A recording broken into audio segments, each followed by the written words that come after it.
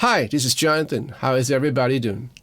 Today we're going to feature a brand new effect from Origin Effects. This is the Origin Effects Halcyon Gold Overdrive.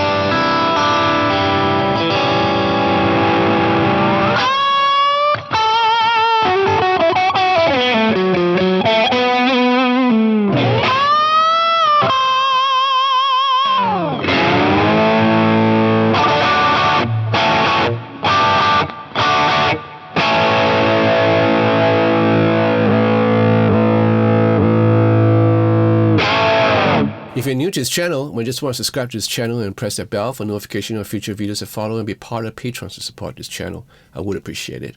I want to thank Origin Effects for passing me this pedal for review. Now this is the Halcyon Gold Overdrive. Now a couple of months back they released a green one, the Halcyon Overdrive, which is modeled after the TS Overdrive, which is very popular, among guitarists. This, however, is been modeled after the Klon Centaur, which is also been hailed as one of the most popular overdrive pedal in the world.